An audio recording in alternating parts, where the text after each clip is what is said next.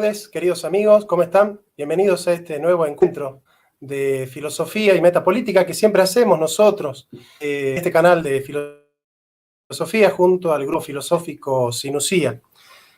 El programa de hoy es bastante especial por varias razones. Primero porque es el día de y conmemoramos el retorno de Perón a la Argentina, con todo lo que eso significa. Hoy vamos a tener la presencia de esta idea de que Perón rompe con el mito del no retorno, ¿no?, a la Argentina, y bueno, y todo lo que se hizo a partir de la proscripción del peronismo desde el 55 en adelante. También vamos a contar con la presencia de la doctora Chinda Brandolino, que, bueno, ella es médica forense y es especialista en geopolítica, así que nos va a estar contando también ella la campaña Provida de Perón en el 74. Pero voy a presentar a un entrañable compañero que él va a hacer la presentación del doctor Marcelo Gullo, y es una sorpresa que teníamos preparada para ustedes. Él es Lucas Carena, que le doy la bienvenida y le doy el pie para que el Día del Militante Peronista. Lucas, muy buenas tardes. Jonathan, bueno, qué gusto, qué sorpresa para mí y seguramente sorpresa para los que nos están viendo. La realidad yo vengo un poco decolado, yo te manifesté mi entusiasmo por la jornada que preparaste hoy y bueno, me honraste con la posibilidad de ser parte, con algunas palabras preliminares.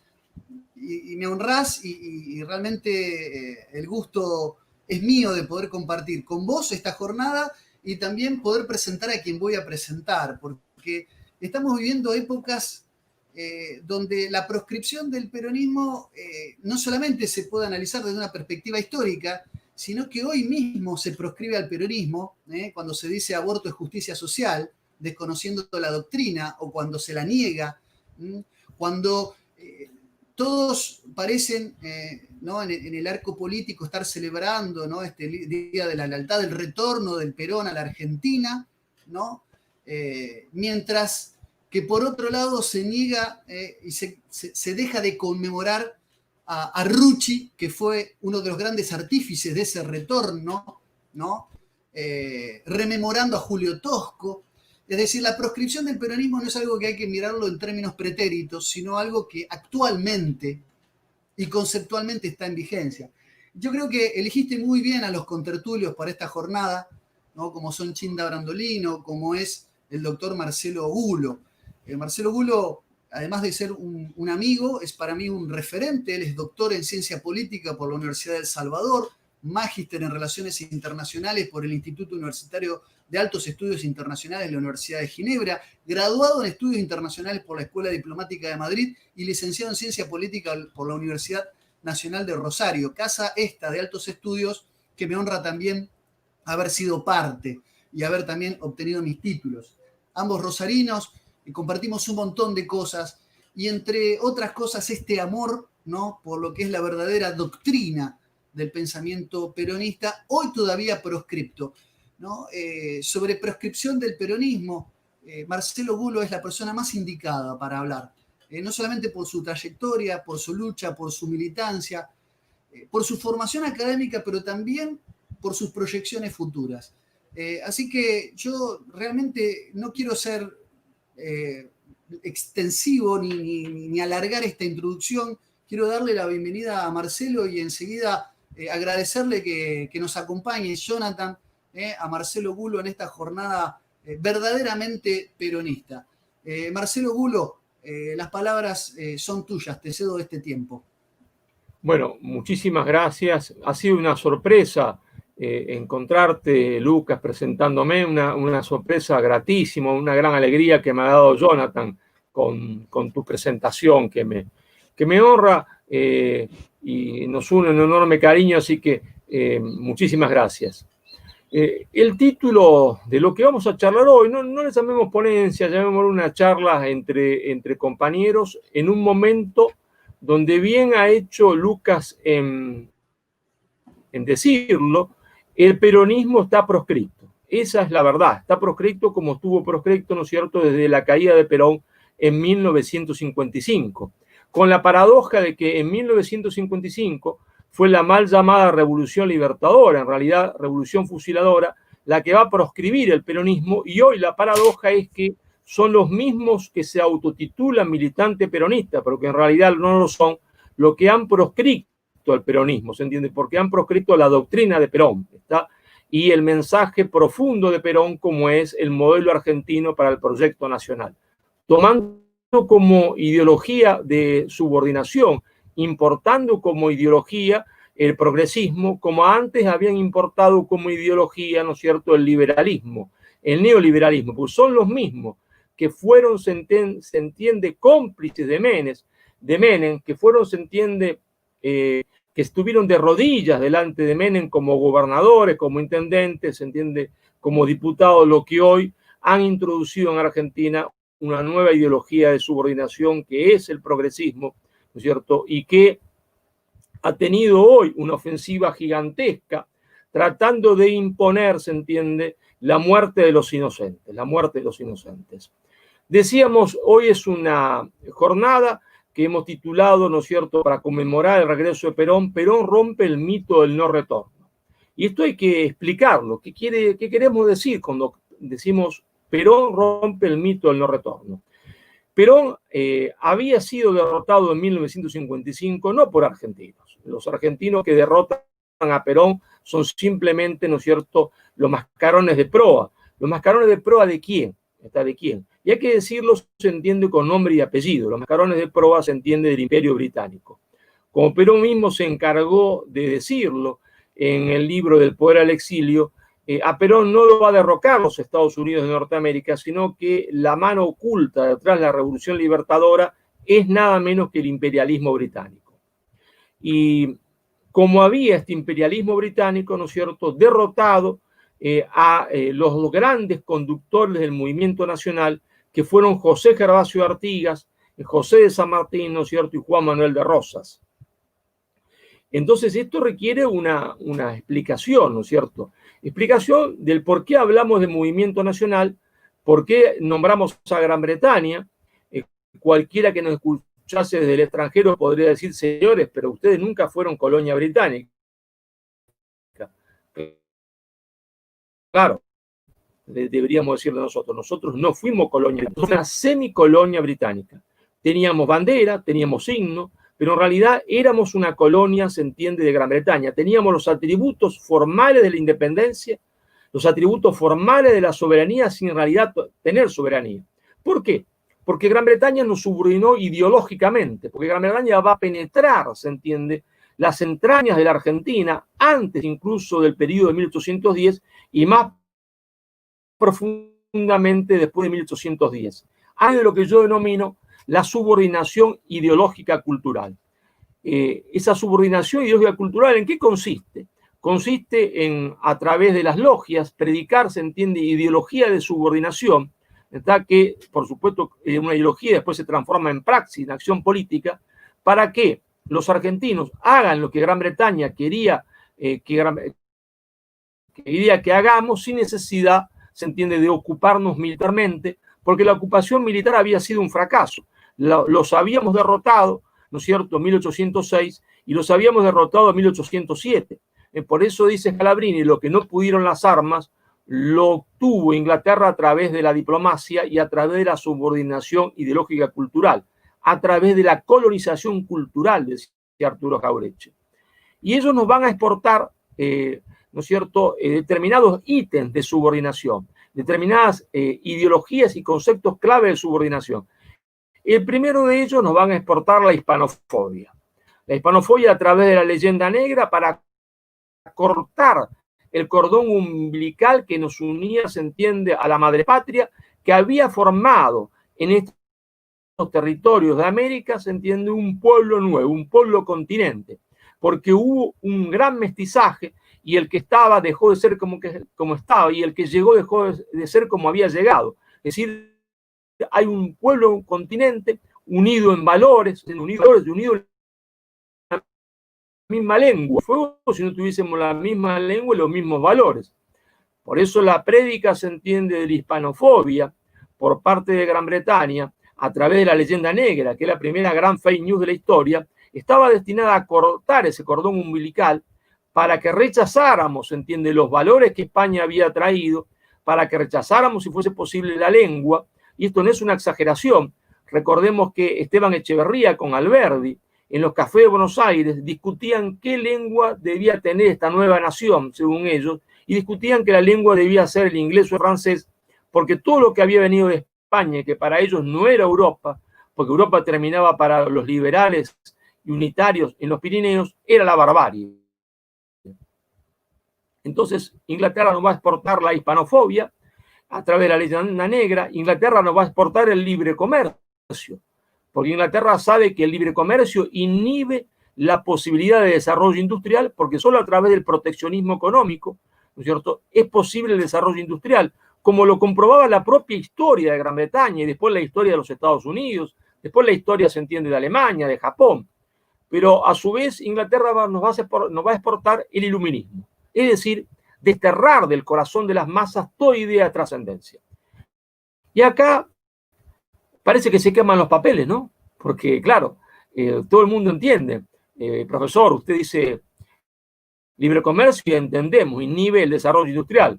Dice hispanofobia y entendemos, porque, claro, si rechazamos todo lo que vino de España, tiramos por la borda y explota por los aires la unidad lingüística y cada uno vuelve a las lenguas mal llamadas originarias. Y entonces es imposible comunicarse entre un Perú que hablase quechua, se entiende, un Chile que hablase, se entiende, araucano, y argentino que hablase un poco guaraní, un poco araucano, un poco quechua, una babel idiomática. ¿Pero por qué el iluminismo? Bueno, en realidad era la política más importante para Gran Bretaña, porque la élite política británica, y debemos reconocerlo, es la primera élite autoconsciente del mundo de cómo se construye el poder de las naciones. Ellos han estudiado y reflexionado cómo se construye el poder de las naciones y saben que en el origen del poder de las naciones hay siempre una fe fundante.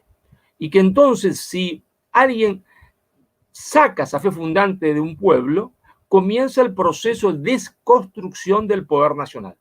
Por lo tanto, Inglaterra se va a proponer a través del iluminismo que exporta a través de las logias, erradicar del corazón de las masas toda idea de trascendencia para destruir la fe fundante hispanoamericana, para desconstruir el poder más fundamental de la nación hispanoamericana. Entonces, Inglaterra, dijimos, exporta hispanofobia a través de la leyenda negra, exporta, se entiende, libre comercio, exporta iluminismo y va a exportar después nacionalismo de campanario, hacerle creer a cada una de estas repúblicas que metafísicamente había existido desde siempre. Es como si metafísicamente existía el Perú. No, Perú no existía. El Perú comienza a existir con el mestizaje. No hay un antiguo Perú, ¿está? Como no hay una antigua Bolivia. ¿Está? Comienza a existir a partir de que hay algo nuevo. Es el nacimiento de algo nuevo, pero ese algo nuevo es hermano del que está al lado, es un pueblo continente. Entonces, nacionalismo de campanario, ¿está? Para creer que cada república tiene una entidad metafísica distinta de la otra y que son enemigas una de otra. Claro, Inglaterra va a llenar de sangre, tras bambalina, va a provocar las guerras del Pacífico y la guerra de la Triple Alianza para darle entidad a eso que no tenía identidad, esa prédica que no tenía identidad. Es decir, guerra, la guerra es sangre, la guerra es odio, ¿está? La guerra son rencores, hermanos que se asesinan entre ellos, y entonces guerra del Pacífico, guerra de la mal llamada Triple Alianza o Triple Infamia, como va a decir el viejo Alberdi, el maduro Alberdi, no el Alberdi jovencito de los cafés que se proponía que nosotros hablásemos inglés o francés junto con Echeverría. Claro, de esta forma nos hace una semicolonia, ¿está? Nosotros nos convertimos en una semicolonia, hacemos lo que Gran Bretaña quiere que hagamos: patria chica, libre comercio, iluminismo, hispanofobia. Hispanofobia estaba presente en el himno como lo cantábamos originariamente. Cuando aparece un hombre en la historia que comprende, se entiende, esta estrategia británica de subordinación ideológica, la rechaza porque entiende que esto es una herramienta de dominación y logra organizar al conjunto del pueblo porque el pueblo tiene confianza en sus palabras y tiene confianza en sus valores, entonces aparece un conductor en la historia. ¿Qué es un conductor? ¿Qué es la conducción? Un fenómeno de confianza mutua. Hay un hombre que entiende más que los otros, ¿está? Y que se decide a organizar ese pueblo para enfrentar al enemigo imperialista. Él tiene confianza en su pueblo. Él tiene confianza que su pueblo lo va a respaldar cuando él le proponga, se entiende, levantarse, está contra esta dominación imperialista. Pero a su vez el pueblo tiene confianza en ese conductor, que ese conductor no los va a traicionar, que los va a acompañar hasta el final. Por eso la conducción es un fenómeno de confianza mutua, confianza entre el duque para esta aventura a la cual se lanza, que le puede costar la vida, y confianza del pueblo en su conductor que no lo va a abandonar. ¿Y por qué tienen que elegir? Porque cuando uno empieza una guerra antiimperialista, el pueblo está en guerra. Cuando uno está en guerra no puede estar en estado de asamblea. Si está en estado de asamblea deliberando, el enemigo lo rodea y lo matan a todos, entienden, que están en la noche discutiendo qué hacer a la mañana siguiente. Terminemos con esa estupidez, se entiende, que se enseña en las facultades argentinas, líder carismático, buscan explicaciones en Max Weber. No existe el líder carismático, lo que existe es un hombre que tiene las agallas suficientes, la inteligencia suficiente y la voluntad suficiente para jugarse por su pueblo, y el pueblo cuando ve esto dice, este es el hombre, este es el hombre.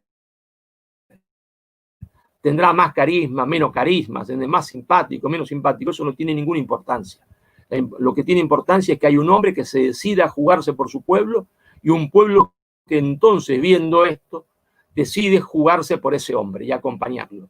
Y el primer hombre en el Río de la Plata, ¿no es cierto?, que intuye todo esto y que se decide enfrentar al verdadero enemigo que era Gran Bretaña, se llamó José Gervasio Artigas. ¿Está? Cuando José Gervasio Artigas está en la asamblea del año 13, hace elegir a los diputados que la van a integrar, a los diputados orientales, por voto popular, los únicos que tenían popular, pero que van con mandato. ¿Y cuál era ese mandato del pueblo oriental a sus diputados? Señores, independencia ya, forma de gobierno, se entiende, republicana, federal, capital fuera de Buenos Aires, sistema económico proteccionista. Artigas comprende todo. Comprende todo. Comprende que el poder de Gran Bretaña consiste en la alianza con la oligarquía porteña, que es un poder anglo-porteño, por lo tanto hay que sacar la capital de Buenos Aires, ¿está? Y por lo tanto hay que aplicar proteccionismo económico, porque esa oligarquía lo que quiere es libre comercio, pero Artigas es profundamente religioso, y entonces rechaza el iluminismo, y rechaza, se entiende, el concepto de patria chica, porque para los porteños, la patria, ¿qué era? La patria era hasta donde llegaba su cadena de distribución, donde habían vendido antes su mercadería de contrabando y que ahora están vendiendo legalmente. Por eso le dice, ¿no es cierto?, Rivadavia a Belgrano, retrocede usted a Córdoba, hombre, deje de joder, ¿para qué quiere ir hasta Tucumán, Salta? ¿Para qué? Si hasta Córdoba es donde llega nuestra cadena de distribución, bueno, hasta Tucumán puede ser, pero basta, no más allá. No más allá. Claro, y ahí interviene la mano, se entiende, negra de Gran Bretaña, a través del unitarismo porteño.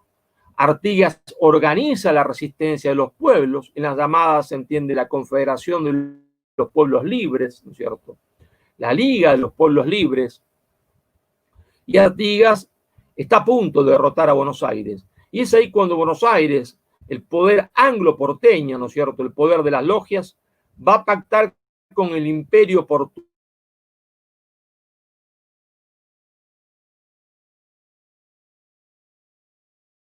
del imperio británico. Al 660, el conde de Braganza se alza en armas para destruir la unidad ibérica en la propia península, porque en realidad esa independencia de Portugal en 1640 fue una independencia antipopular, no querida por el pueblo portugués y solo amañada y apadrinada por Gran Bretaña y defendida por Gran Bretaña para que el resto de la península nada pudiese hacer ante esta ruptura de la unidad.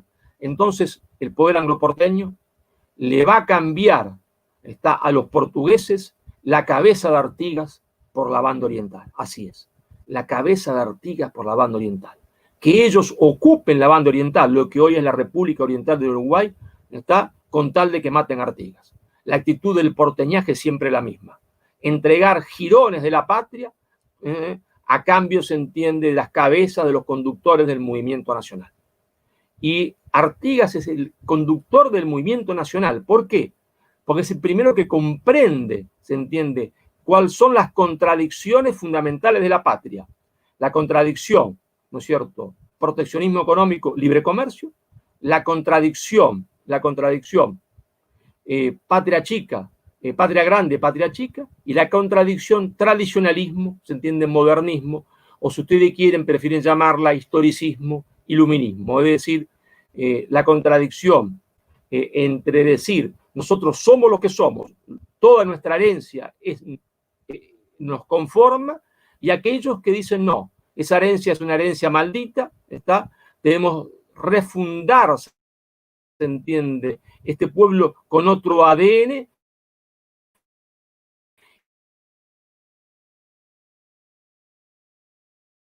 Por el solo hecho de ser moderno, está per se es bueno. Entonces, indignados, el anglo porteño otra vez reconstituido, pero esta vez con diputados que se decían peronistas, ¿está? Falsamente peronistas, ¿está? Escupieron a los hombres del interior y le dijeron, se entiende, ahí está, ha vuelto la barbarie, es el interior bárbaro, no moderno, se entiende, el que vota en contra del aborto, como si algo fuese bueno por el hecho de ser moderno, ¿está? Es fantástico, extraordinario. No resiste la más mínima lógica, que lo nuevo es bueno por el solo hecho, se entiende, de ser nuevo, moderno. No resiste la más mínima lógica.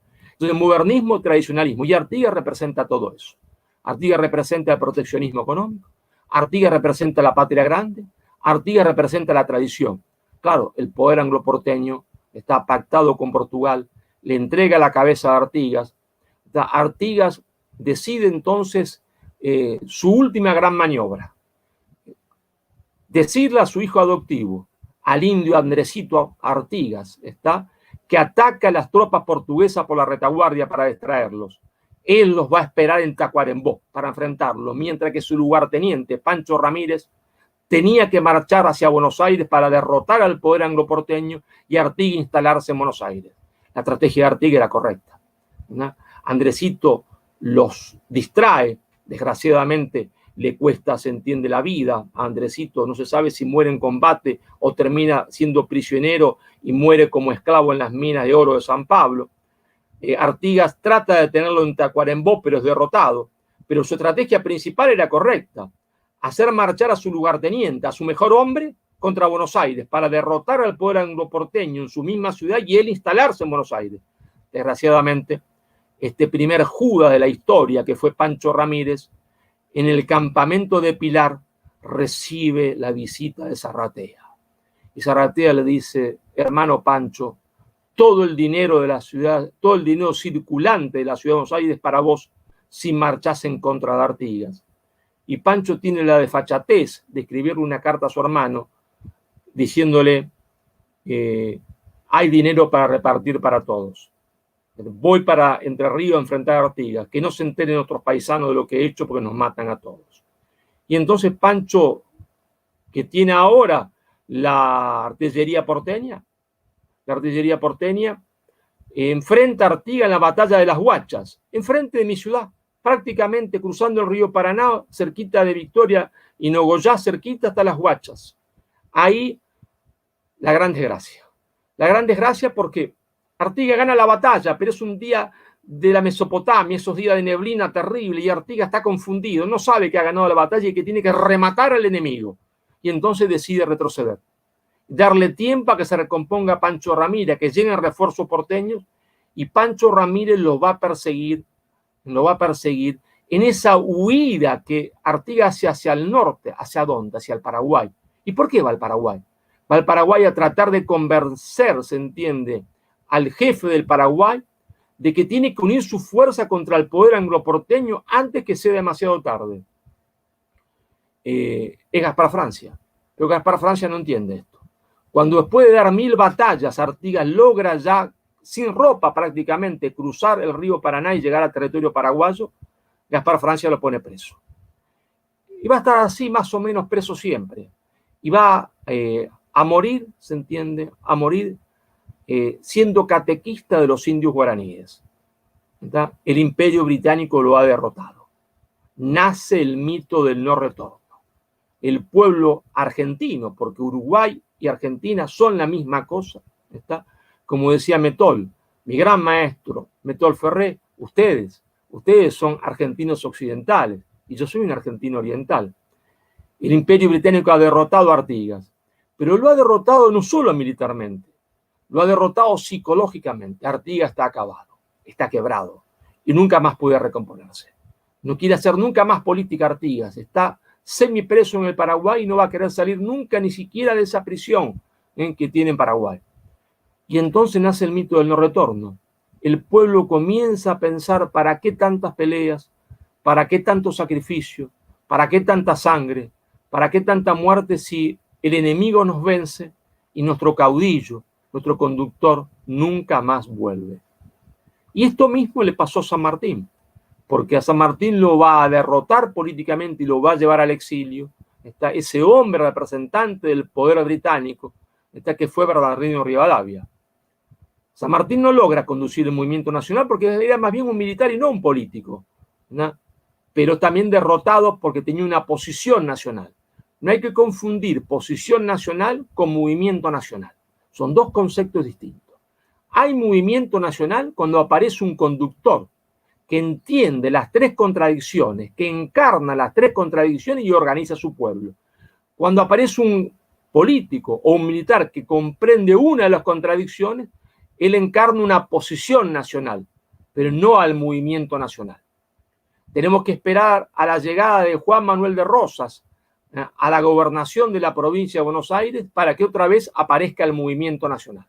Rosas va a entender las tres contradicciones. Por eso Rosas, ¿qué es? El restaurador.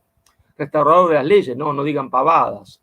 Es el restaurador de la tradición hispánica. Por eso se lo llamaba el restaurador. El restaurador de la fe que había sido tratada de ser eliminada por la reforma rivadaviana. Por eso la bandera de Facundo, religión o muerte, que era, se entiende, patria grande o muerte, proteccionismo o muerte, tradición o muerte. Y Rosas es el restaurador. Pero es este mismo Rosas que en diciembre del año 1835 pone la ley de aduanas. Después de 25 años de aplicación feroz de libre comercio, la Argentina se encamina, se entiende, a hacer proteccionismo económico como estaba haciendo Estados Unidos, que lo hubiese conducido a ser una potencia industrial. Pero claro, otra vez Inglaterra juega sus cartas, otra vez, se entiende, aparece esta vez Brasil, heredero de ese Portugal, la oligarquía brasileña, deberíamos decir más que Brasil, la oligarquía brasileña, como era esa oligarquía portuguesa, que no era el pueblo portugués y que no es el pueblo brasileño. Y entonces, cuando Rosas estaba intentando recomponer la patria grande, es decir, recomponer la unidad con la banda oriental del Uruguay como primer paso para la recomposición de la patria grande, y esto llevaba inevitablemente a la guerra con el Brasil, guerra que la Confederación iba a ganar, porque los militares brasileños saben que no podían ganar esta guerra, aparece, se entiende, un traidor, un segundo traidor, Justo José de Urquiza, que en vez de marchar contra Río de Janeiro, porque era la vanguardia del ejército de la Confederación, el mejor general de la Confederación, marcha con el dinero brasileño contra Buenos Aires. En vez de marchar contra Río de Janeiro, marcha contra Buenos Aires, lo derrota a Rosas, lo obliga al exilio en Inglaterra, a esa prisión en Inglaterra. Rosas no va directamente a Gran Bretaña. Rosas, lo sabemos ahora, hace escala en Río de Janeiro, hace escala en España, y cosa que nunca se ha dicho, Rosas hace una escala antes de Inglaterra en Roma. ¿Por qué? Porque en Roma se va a pactar, se entiende, con quien él había conocido en persona en Buenos Aires, cuando era nuncio apostólico en Chile, y ahora devenido en su santidad, se va a pactar, se entiende, con representantes del máximo enemigo, que Rosas va a estar preso en Inglaterra, pero que no va a haber la matanza de federales que se espera. Por eso Urquiza detiene la matanza, y recién va a venir cuando rompa ese pacto Mitre.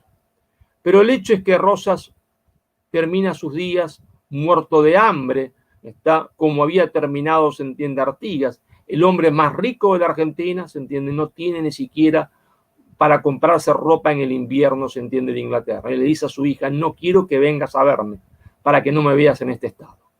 Así muere, se entiende, el segundo gran conductor del movimiento nacional, que se llamó Juan Manuel de Rosas.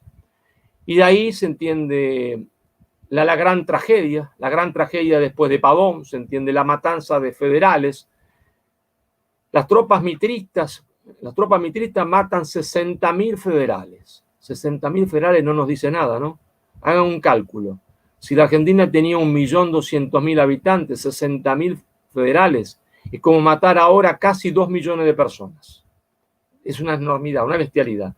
Nadie en la historia de Argentina ha sido tan genocida, se entiende, como el general Mitre. Mal llamado general, porque jamás perdió una sola batalla victoriosa, se entiende. Mal llamado poeta, porque no podía hacer, ni se entiende, ni un poema, pero bien representante del poder británico. 60.000 federales muertos, equivalente a 2 millones de personas. Y otra vez, en el inconsciente del pueblo, el mito del no retorno. Peleamos junto a Artigas, fuimos derrotados y Artigas nunca más volvió. Peleamos junto con Rosas, Rosas fue derrotado y Rosas nunca más volvió. Pasan muchos años, no se recompone el movimiento nacional, no. Aparece una posición nacional, era bastante. No se le podía pedir más a este hombre, que era Hipólito Yrigoyen, que no entiende el tema del libre comercio, intuye el tema de la hispanidad y después la va a comprender perfectamente y va a ser el primer presidente del mundo en decir hay que festejar el 12 de octubre. El tan denostado festejo hoy del 12 de octubre fue instaurado por primera vez en el mundo por Hipólito Yrigoyen, presidente de la Argentina, primer presidente elegido democráticamente de la Argentina. Pero claro, Yrigoyen no entiende el tema del libre comercio, intuye el tema de la fe fundante un poco, está claro en el tema del hispanismo, está claro en el tema de la patria grande, pero no entiende el tema de la importancia de la industria para la construcción del poder nacional. Es una posición nacional. No logra ser el movimiento nacional, pero igual el imperialismo cae sobre él. Y digámoslo con todas las letras, terminemos con esta cosa de hablar a medias tintas. Yrigoyen cae en su mejor momento, cuando está más lúcido, no cuando está más viejo y gaga. Es el momento en que Yrigoyen está comprendiendo, está empezando a comprender y se propone la nacionalización del petróleo. La noche que Yrigoyen cae son los días en que tenía que decidirse en el Senado la nacionalización del petróleo en la Argentina. No por casualidad, no por casualidad, porque Yrigoyen está mejor que nunca en su comprensión de la realidad. Y entonces otra vez una noche negra invade la Argentina hasta ese junio glorioso de 1943. Sí, junio glorioso de 1943, porque es el inicio de la segunda insubordinación fundante de la Argentina. La primera insubordinación fundante conducida por Juan Manuel de Rosas. Rechazo a la ideología de subordinación predicada por Gran Bretaña y a impulso total para la construcción del poder nacional. Y en junio del 43 aparece en la historia un joven coronel, Juan Domingo Perón, para cambiar la historia.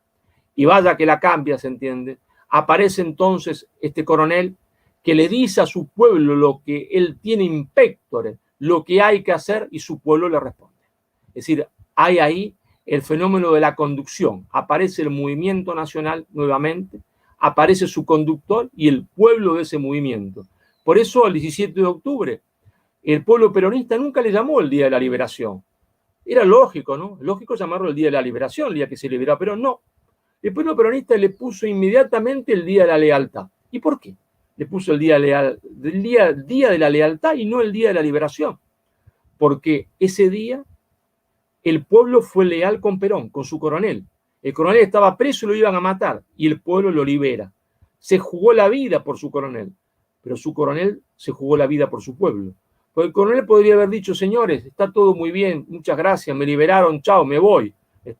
Ya casi estuvieron a punto de matarme. Y Perón les dice ese día desde el balcón, ahora soy coronel del pueblo. Ahora soy coronel del pueblo. Ese fenómeno de la lealtad, que es la conducción política, la lealtad del conductor hacia los conducidos y de los conducidos hacia su conductor. Y los mejores 10 años de la historia argentina. Los 10 años más gloriosos de la historia argentina, donde se entiende hubo un pueblo feliz. Sí, un pueblo feliz. Un pueblo que no recogía basura por la calle, que es lo que nos pasa hoy. Tendría que caerse la cara de vergüenza, lo que se llaman peronistas hoy. Caerse la cara de vergüenza al presidente de la nación que, bueno, ese ni dice que es peronista, dice que es socialdemócrata, por lo menos tiene un aliciente. ¿Está? Cuando se ve que se recoge, se entiende por la calle, que nuestros compatriotas recogen basura para comer por la calle. Los 10 años más felices del pueblo argentino. ¿Está? La justicia social, la industrialización, pero la construcción del poder nacional. La Argentina, siendo un país insignificante, el cuarto país en el mundo en construir un avión a reacción. La Argentina comienza el proceso que la va a llevar a poseer la tecnología más importante del mundo, más difícil del mundo, la tecnología nuclear. Perón va a crear la Comisión Nacional de Energía Atómica. Los 10 años más importantes de la historia de Argentina, pero también por la reconstrucción, se entiende, espiritual del pueblo. Porque no confundamos, el peronismo no es socialdemocracia, el peronismo no es socialismo, porque el peronismo iba por la reconstrucción material del pueblo argentino, pero también por su reconstrucción espiritual. Por eso decía Perón, el justicialismo es una filosofía de vida profundamente cristiana. El peronismo es una revolución, no nos olvidemos nunca de eso. El peronismo es una revolución que va de la dependencia a la liberación, pero una revolución que va también del sinsentido de la existencia a la recuperación del sentido de la existencia. Sin Dios, nada tiene sentido. Y en el fondo, aunque algunos no se atrevan a decirlo, Perón es el último gran evangelizador, porque a través, se entiende, de Perón, las masas populares se recristianizan nuevamente. Esa es la verdad. Tanto es así que muchos de los jóvenes en la década del 60 que se acercan al peronismo desde otras posturas y que no tienen nada que ver, se entiende, que a ellos no les dice nada la religión ni Dios, van a terminar en Rosario, por ejemplo, en un casamiento en el cine de la calle Salta y Oroño, que estaba ubicado en la calle Salta y Oroño, casándose todos, los que habían, las parejas que habían convivido, porque entienden que ser peronista es también ser cristiano y hay que ser coherente. Y entonces ellos van a ser también coherentes. Pero claro, esos 10 años gloriosos, los 10 años más gloriosos de la historia argentina terminan, ¿no es cierto?, en septiembre del 55 por la intervención británica, otra vez como con Artigas, otra vez como con Rosas, ¿se entiende? El pueblo pierde a su conductor. El pueblo pierde a su conductor. Y otra vez el mito del no retorno. Es inútil la pelea, inútil. Hemos sido derrotados una y otra vez, y nuestro conductor nunca más vuelve. Casi que nuestro conductor piensa el pueblo nos abandona. Y sí, no porque fuese culpa de Artigas, pero Artigas estaba quebrado, ya no tenía voluntad para seguir peleando. Y Rosas tampoco, no tenía voluntad para seguir peleando. Abandona a su pueblo, pero no puede hacer otra cosa. Están quebrados. Y el pueblo siente esto, siente que su conductor, pocos lo comprende, pero sabe que los ha abandonado. Es el mito del no retorno, nada vale la pena, porque al final terminará la historia como siempre. Y Perón es autoconsciente de esto. Perón entiende en el exilio que él es Artigas. Entiende en el exilio que él es Rosas. Es autoconsciente de esto. Es autoconsciente del mito del no retorno. Y se reconstruye a sí mismo, ¿está? Porque Perón también está quebrado. Perón también está quebrado en septiembre del 55. Han sido muchas las traiciones, han sido muchas las intrigas, muchas las traiciones de los más íntimos, muchas las intrigas del extranjero, muchas las presiones, ¿está? Mucho el trabajo, mucho el sacrificio. Lo han acabado y Perón se recompone. Perón se recompone consciente que hay que romper el mito del no retorno, que tiene que volver. ¿Pero por qué volver? Volver aunque ya le queden pocos meses de vida, porque el volver implica romper el mito del no retorno, pero implica también, cuando uno rompe el mito del no retorno, que esa doctrina que Perón ha predicado queda habilitada para el futuro, porque se ha insultado a Artigas, se lo ha llamado Atila, como lo llamó, se entiende, Mitre, se lo llamó, se entiende, tirano, dictador sangriento a Rosas, se creó una leyenda negra sobre Rosas y se creó una leyenda negra sobre Perón y su doctrina. Se le llamó fascista, nazi, cuando nada tenía que ver con eso, ni con el fascismo ni con el nazismo. ¿Está? Y entonces la vuelta Es romper el mito del no retorno para habilitar la doctrina, para que Perón sea el futuro. No él personalmente, sino su doctrina, para que el peronismo sea el futuro. ¿Está?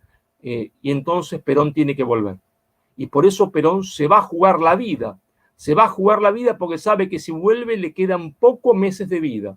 Y le van a quedar pocos meses de vida porque cuando llega a Argentina los problemas son muy grandes, porque el movimiento está infiltrado y porque esos jóvenes imberbes que va a expulsar de la plaza le hacen la vida imposible. No solo le hacen la vida imposible verbalmente, no verbalmente. Esos imberbes, mercenarios pagados por el extranjero, lo llama Perón a sus jefes. No los militantes de base que no sabían nada de eso. A sus jefes, Perón los llama mercenarios pagados por el extranjero. Sus jefes le van a poner 23 balas a Perón, porque las 23 balas que le dan a Rucci son 23 balas dirigidas a Perón. Le cortan a Perón las piernas. Matan, se entiende, a Perón ese día. Entonces, lo matan de angustia a Perón ese día. Perón se queda sin heredero político. Se queda sin su hombre más leal. Ellos, ¿se entienden? Con su perfidia van a acelerar la muerte de Perón. Ellos van a acelerar la muerte de Perón. Ellos son culpables de la aceleración de la muerte de Perón. Sobre ellos pesa, se entiende, en la muerte de Perón, la aceleración de la muerte de Perón. Hoy disfrutan, se entiende, dando clases, se entiende, en Barcelona. Ellos son los culpables de la aceleración de la muerte de Perón, al que siguen considerando un viejo fascista, al que siguen considerando un viejo nazi, se entiende. Ellos, se entiende, odiaron a Perón y odian a Perón, mientras que el pueblo, se entiende, lo sigue amando. Pero Perón rompe el mito del no retorno. Y porque Perón rompió el mito del no retorno, Perón habilitó su pensamiento, su doctrina y su último gran mensaje, su último testamento político, el modelo argentino para el proyecto nacional. Lo habilitó para que nosotros llevemos su doctrina, se entienda, la victoria. Por eso, señores, por eso, gracias a que Perón rompió el mito del no retorno, Perón es el futuro y la doctrina peronista es el futuro. Perón no está en el pasado, la doctrina peronista no pertenece al pasado, la doctrina peronista pertenece al futuro, porque en esta doctrina, en nuestra doctrina, se encuentran las claves para reconstruir la patria grande y para volver a hacer de esta patria una patria feliz. Muchísimas gracias. Brillante, Marcelo, tu ponencia, que fue realmente digna de un conversatorio. Finalmente diste un discurso, a mi criterio, digno de una cátedra. Te agradezco tus palabras. Mientras te escuchaba hablar, Marcelo, y mientras esperamos que la doctora Chinda Brandolino se conecte, se me venían dos cosas a la mente. Una, me acordaba de actualización política y doctrinaria para la toma del poder cuando Perón habla de lo que es conducir. Vos hablabas del poder carismático, de la conducción, donde Perón dice, conducir no es mandar, el que manda obliga, conducir es persuadir, y persuade a aquel que entiende, que interpreta, ¿no?, la causa y el espíritu del pueblo. Es alguien que converge, ¿no?, que sale el carácter telúrico del liderazgo, que entiende la necesidad del pueblo. Eso se me vino a la mente cuando hiciste esta definición magistral acerca del conductor, de lo que es el conductor, donde va a recaer el mito del no retorno, que hiciste, bueno, este brillante análisis que va desde Artigas, con la batalla de Tacuarembó, de las Tunas, con Artigas, pasando por Rosas y finalmente con el general Perón, este recorrido, cómo nace, cómo se consolida y cómo se sostiene en el tiempo esta idea del mito del no retorno y cómo el general Perón rompe con este mito, ¿no? Y la reacción, esto de las 23 balas. No olvidemos que Montoneros se ufanaba de las 23 balas que le pusieron a Rucci, ¿no?, que iban dirigidas, como bien dijiste, Marcelo, a Perón, ¿no? En aquella época había una publicidad de las galletitas Traviata que tenían 23 agujeros. Vos fijate la malicia y la sorna con la cual pensaron la operación Traviata, haciendo un juego de palabras, es decir, tiene 23 agujeros como las galletitas que en la publicidad decía tiene 23 orificios, que eran las galletitas Traviata. Por eso operación Traviata, ¿no? Una malicia y un odio al peronismo, al verdadero conductor, además del mote de fascista, de nazi, como bien expresaste. Así que se me vinieron a la mente esas cosas, ¿no? Y yo no sé si ya tenemos a Chinda, si no podemos hacerte alguna pregunta más como para redondear tu tema. Ya Chinda la veo en línea conectada. Yo sigo acá dándole una mano a Jonathan con la conducción. Me metí porque realmente me fascinaba esta tertulia que habían organizado. Por eso estoy presentando, no estoy sustituyendo a Jonathan, simplemente se lo aclaro al público. Mira, acá tenemos alguna pregunta y vamos a dar paso, ¿no? De Flavio Jerez. Dice, ¿cómo es posible explicarle al ciudadano de a pie la tercera posición justicialista con medios que bombardean, solos con dos opciones? Esta falsa disyuntiva, esta falsa dicotomía de izquierda y derecha, neoliberalismo y socialdemocracia. ¿Recurrimos a explicarle la historia? Pregunta Flavio Jerez. Un poco me parece pertinente la pregunta como para ir redondeando tu ponencia y después ya empezamos con la doctora Brandolini. Bueno, la historia está siempre. La historia, nada puede ser explicado, se entiende, sin la historia, porque ¿qué es, no es cierto, la política? La política es historia en construcción. ¿Y qué es la historia? La política que fue. Es decir, siempre tenemos que recurrir a la explicación histórica. Pero hoy podemos decir, como cosa muy sintética, aquello que predica la oligarquía financiera internacional, que son los amos del mundo, no puede ser bueno para los pueblos del mundo. Es decir, es una cosa de pura lógica. Si los amos del mundo, si los buitres del mundo, aquellos que poseen la deuda externa de los pueblos, ¿está?, predican algo, que sí que eso que predican para los pueblos no puede ser bueno para los pueblos, ¿está? Y si estos vampiros del mundo, a través de sus fundaciones, ¿está?, dan dinero tanto a los neoliberales, ¿está?, como a los progresistas, es decir, tanto a los neoliberales que predican el libre comercio, la apertura indiscriminada de la economía, la desregulación del mercado de trabajo, que en realidad quiere decir quitarle derechos a los trabajadores, quiere decir que eso no puede ser bueno para los pueblos del mundo. Si predican el neoliberalismo, quiere decir que eso no puede ser bueno para los pueblos del mundo.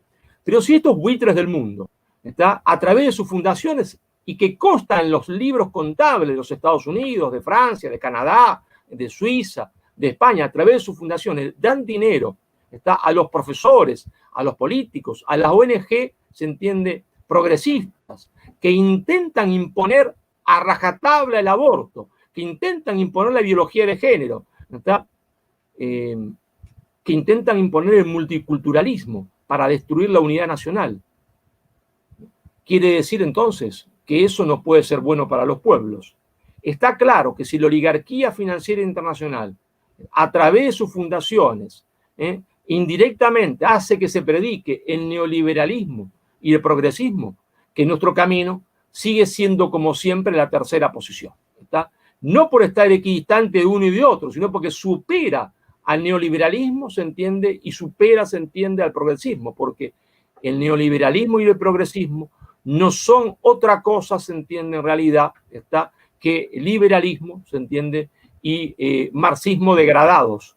Neoliberalismo y marxismo degradado. ¿Qué es, se entiende, el progresismo? Es lo mismo que el paco a la cocaína, ¿está?, que el paco a la cocaína. Eso es. Y por lo tanto, son ambas cosas visiones del mundo. Una explicación del mundo que excluye la idea de Dios. Son lo que Perón llamaba posiciones materialistas. Decía, Perón decía, una sinarquía cultural, en cuya base está el materialismo. Esto es el materialismo, ¿está? Y nosotros, ¿qué somos? No somos una visión del mundo, una explicación del mundo que excluye la idea de Dios. Nosotros, con nuestro justicialismo, somos una cosmovisión, una explicación del mundo que incluye la idea de Dios, que dice que Dios existe, pero somos cristianos, es decir, creemos, que hay un Dios Padre, creemos, se entiende, en Jesucristo, y por eso somos hijos del mismo Padre y hermanos en Cristo, y nos ganamos el cielo acá en la tierra, haciendo la justicia social. Por eso nuestra postura no está entre medio del neoliberalismo y del progresismo. Nuestra postura es superadora de eso, porque de todo laberinto, de toda trampa, que es un laberinto, se sale por arriba, se sale a través de la trascendencia, se sale a través de una cosmovisión, y el peronismo es una cosmovisión. Esto, claro, nos podría llevar no una charla, sino varias clases, porque tendríamos que ir a la filosofía, remontarnos, se entiende, a las escrituras, pero por el momento creo que es suficiente para darle paso, se entiende, a quien tan dignamente y magistralmente me va a seguir en esta posición.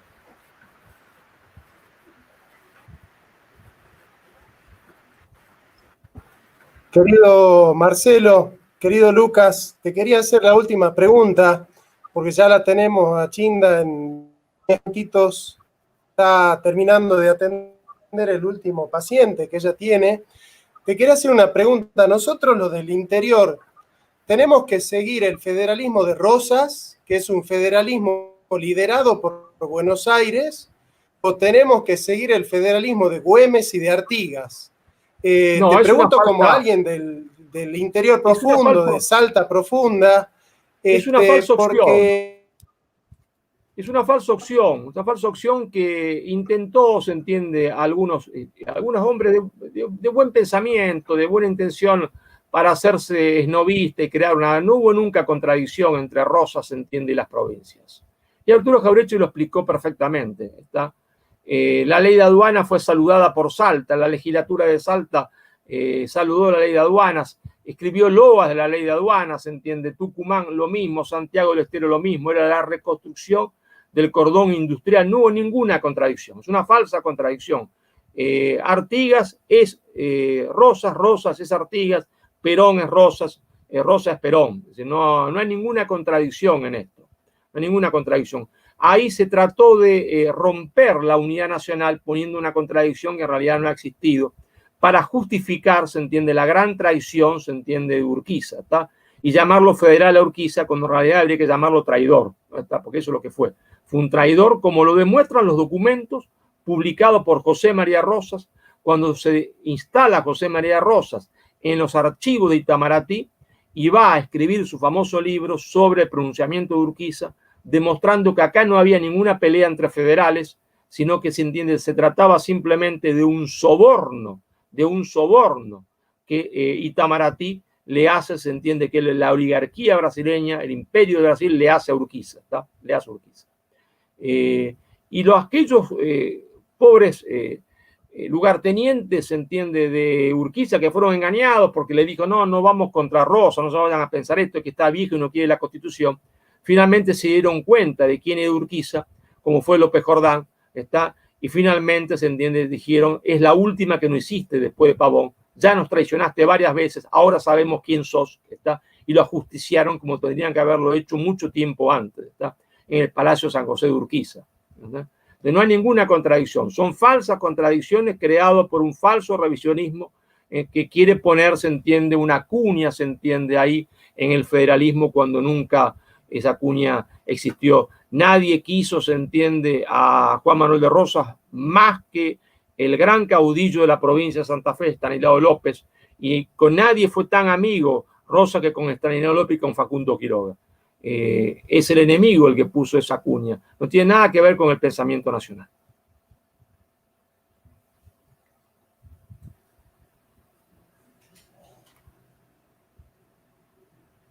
Bien, no sé si Jonathan se nos ha ido. ¿Está Jonathan? Sí, que presentemos Lucas, a Chinda. Te quería hacer Decime. te quería hacer una pregunta. Sí, hay varias interpretaciones de la Revolución de Mayo. Una interpretación que yo sigo, por ejemplo, a Tulio Alperindongui, donde plantea que la Revolución de Mayo fue una readaptación a una nueva circunstancia, una coyuntura política, siguiendo el derecho español. Y por otro lado, una interpretación progresista que sostiene que la Revolución de Mayo es el brazo izquierdo de la Revolución Francesa. ¿Qué nos podés decir de eso? Porque, bueno, ya la tenemos a la Chinda, pero brevemente una respuesta. No, muy breve porque no quiero copar, aparte en este interludio entre la conferencia magistral de Marcelo y la de Chinda, ponerme a responder yo preguntas, no viene al caso. Yo soy, y Marcelo está de acuerdo conmigo, de que hay una interpretación de un hispanismo excesivo, que no comparto, de que los procesos de independencia fueron producto de una balcanización digitada exclusivamente por la corona británica, solamente para dividir y fragmentar. Que hubo nacionalismo de campanario, los hubo y lo sigue habiendo. Pero yo creo que en épocas, digamos, nosotros nos independizamos de una España borbonizada, nos independizamos en épocas en que se dio el proceso de independencia, había más semillas de hispanidad presentes en el continente americano que en la España absolutamente cooptada por la Revolución Francesa. Es decir, no soy partidario de esas interpretaciones de que San Martín fue un líder al servicio de los intereses de la masonería y de la corona británica. Yo he leído a Armando Tonelli, ¿no? San Martín y la masonería, y explica cómo no hay ningún documento en la Gran Logia de Inglaterra, ¿no? que diga que la logia Lautaro, que era una logia discreta para organizar una revolución, y San Martín haya tenido algún vínculo directo con estas órdenes masónicas y generaron desde Londres y desde la masonería los procesos de independencia, como así también lo ha explicado Patricio Maguire cuando pidió un informe, ¿no? a la Gran Logia de Londres, y no había ningún registro, ningún documento, cuando este tipo de organizaciones se caracterizan por tratar de ufanarse del mecenazgo de los próceres, de ser los que apadrinaron a los distintos movimientos revolucionarios, le contestaron por correspondencia de que no tenían en ningún registro el nombre de San Martín en estas logias. Entonces digo, yo no creo en ese proceso, creo que fue un proceso que continuó la hispanidad en algún punto, pero con características novedosas. Lo aclaro porque muchos asocian a la Revolución de Mayo como un proceso netamente balcanizador, digitado por los intereses de la corona británica. No es esa. Creo que Marcelo Gulo estaría de acuerdo conmigo, ¿no? Que la interpretación que hacemos de los procesos de independencia de Iberoamérica. Nosotros nacemos en lucha no con España, ¿se entiende?, sino contra el imperialismo Borbón. Porque a partir de la llegada de los Borbones a España, ya España no es España.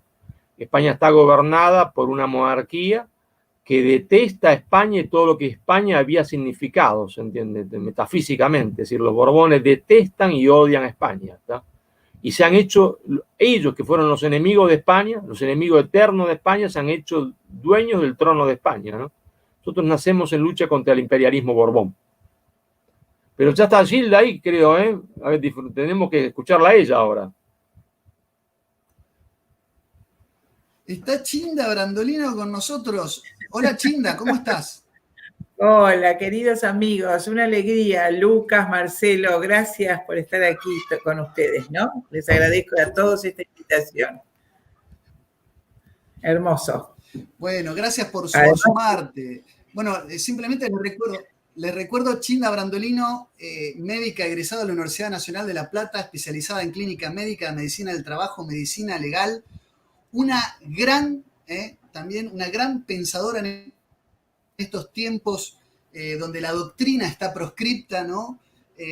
Se ha visto envuelta en combate contra el flagelo del aborto, no solo en nuestro país, sino en todo el mundo de habla hispana. Es realmente seguida por muchos. Es la mujer del pañuelo celeste, la tenemos hoy con nosotros. Y hoy la teníamos para hablar un poco también de esto. Se está presentando un nuevo proyecto, mientras están todos distraídos, se está presentando un nuevo proyecto, le vamos a preguntar por eso. Y además, en esta situación de pandemia ha sido una de las voces disonantes, discordantes, con lo que está pasando en la situación de pandemia. Yo te aclaro, Chinda, que le ofrecí a Jonathan, no sé, presenciar la tertulia de hoy y me invitó a formar parte como presentador. Así que por eso me ves acá. A ambos los he tenido, tanto a vos, Chinda, como a Marcelo en mi canal, y para mí es un orgullo poder reencontrarme con ustedes nuevamente. Gracias, querido Lucas. Me encanta que seas el presentador y el coordinador Bueno, es rarísimo, pero en esta mesa que estamos compartiendo, todos, valga la redundancia, compartimos ese mismo pensamiento, cosa muy rara.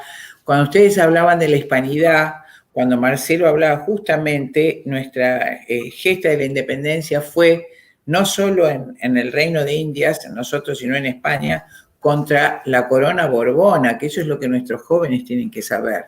Es decir, las juntas españolas también se reunieron hartas de las maquinaciones y el desgobierno de los Borbones, de Fernando VII, una corona totalmente corrupta, con la añoranza del gobierno de los Austrias, de la Casa de los Habsburgo y de, por supuesto, los rastros maravillosos de Isabel la Católica, a quien nosotros le debemos todo lo que somos, y lo que podríamos haber sido si hubiéramos seguido sus lineamientos.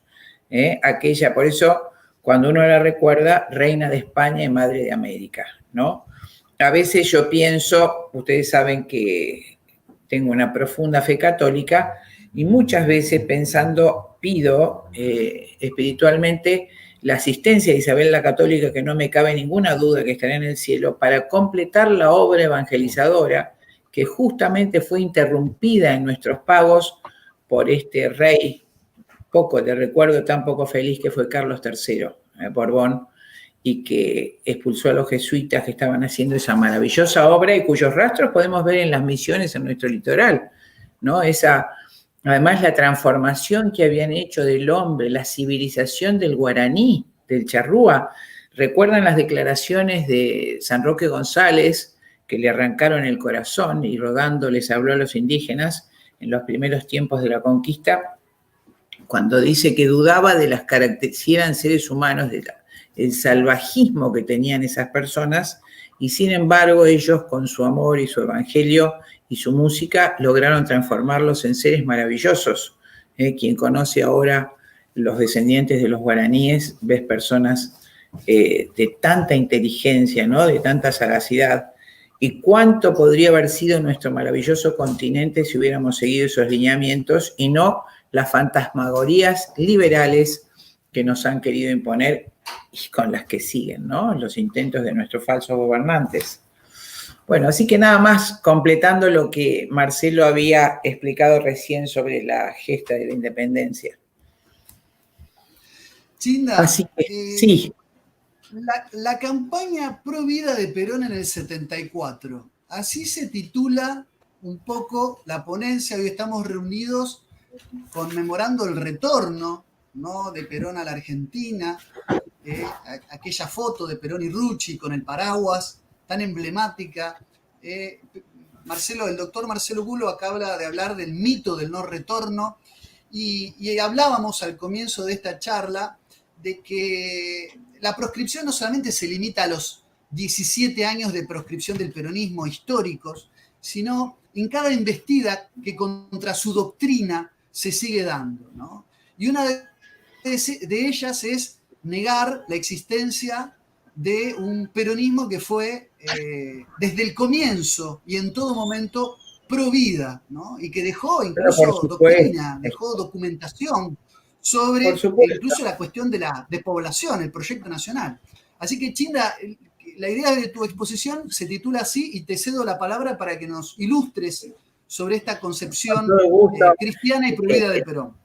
Gracias, querido Lucas. A vos, a Marcelo, no les traeré nada nuevo, pero vale la pena recordar que fue el único presidente de la República Argentina que tomó una posición abismalmente clara y determinada frente al aborto y al control de población.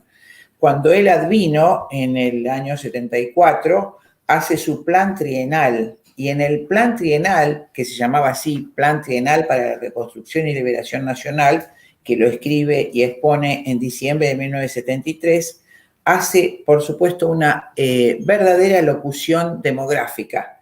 El poblamiento del vasto territorio argentino es una de las preocupaciones y ocupaciones de nuestras élites. Perón fue el último estadista en formular una política global al respecto. No solo hace una política global, sino que la transforma en un decreto, si recordás. El decreto fue el decreto 659 del 28 de febrero de 1974. En ese decreto alude a los intereses no argentinos detrás de la promoción del control de natalidad. En sus fundamentos, el decreto aludía al accionar de intereses no argentinos que desalentaban la consolidación y expansión de las familias, promoviendo el control de natalidad, desnaturalizando la fundamental función maternal de la mujer, y fíjate esta frase, distrayendo a los jóvenes de su natural deber como protagonistas del futuro de la patria. Es decir, el llamado permanente, que por supuesto es nada más que la continuación de su política de 1950, que después veremos si tenemos tiempo, la refiere textualmente en un instituto demográfico, pero en esto que ustedes me preguntan, directamente con sus palabras, él nombra una Comisión Nacional de Política Demográfica en el Ministerio del Interior, querido Lucas. Repito, Comisión Nacional de Política Demográfica. Y su misión, en palabras del mismo Perón, proyectar una política nacional de población e intensificar el crecimiento, fíjate vos, cuantitativo y cualitativo de la población argentina y su más adecuada distribución regional. La alusión que hace en los párrafos anteriores a intereses no argentinos se vincula al origen de las teorías neomalthusianas de lo que en ese preciso momento se estaba desarrollando contra el tercer mundo. Acá nos explicamos un poquito, querido Lucas, para que nuestros oyentes entiendan. Estados Unidos, manejado ya por la Fundación Rockefeller desde el año 1903, había logrado, a través de la influencia de estas corporaciones privadas, que determinados presidentes apoyaran inclaudicablemente el exterminio poblacional de los países en desarrollo. Esos tres presidentes fueron en ese momento el presidente Nixon, posteriormente el presidente Bill Clinton y últimamente el presidente Obama. Estos tres presidentes toman como misión vital el exterminio de la población en los países en vías de desarrollo en el que se ubica la República Argentina. En ese momento, el presidente Nixon tenía dos importantes secretarios. El secretario de Estado era Robert McNamara y el secretario de Estado era Henry Kissinger. Entonces, directamente a la posición de Perón.